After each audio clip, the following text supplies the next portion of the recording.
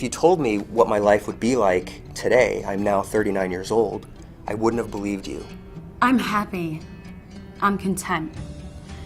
Growing up, I never thought I would have that because every day was just get through the day, get through the day. If I could have told myself as a kid that that would be my life later, I never would have believed it, but what a fairy tale.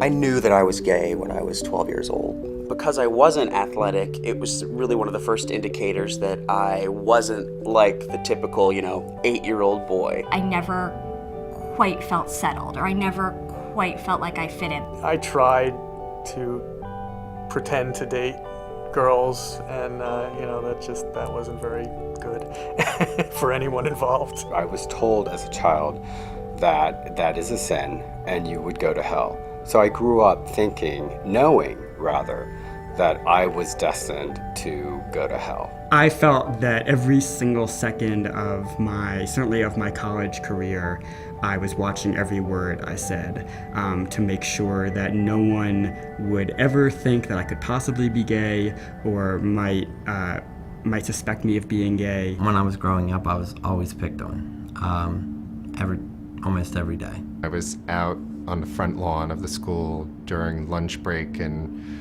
just talking to friends, and somebody threw a can at me and it hit me in the head. At home, my stepfather would definitely pick on me and call me mariconcito, which is a short term for gay or faggot. There was a t-shirt folded up with a note on top, and I was like, what is this?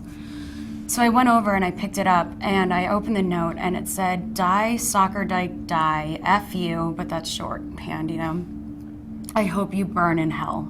In many ways, I was my own worst enemy.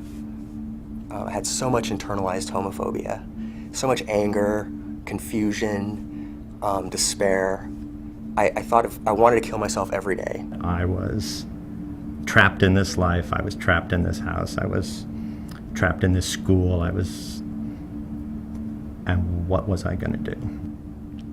I don't think I ever imagined life would go on. I never looked to the future. I had a total lack of hope, which I find now is something that drives people to live.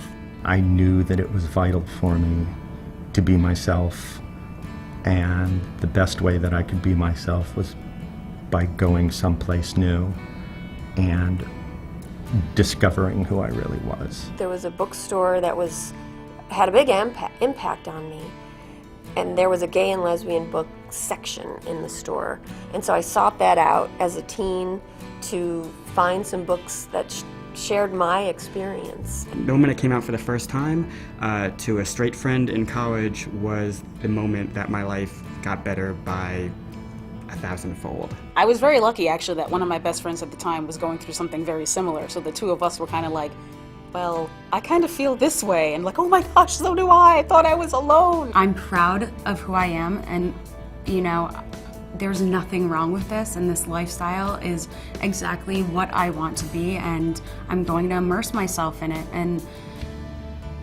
really what changed was my confidence about that. I was just reading in this book.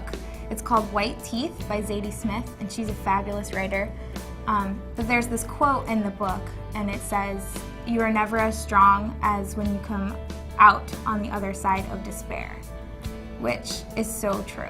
What I still have to laugh about is the people that picked on me in school and now that I see them nowadays, they want to be my best friend and everything. And one of them that really picked on me actually has a boyfriend. I think it was great for me to realize that being openly gay does not close a single door to me.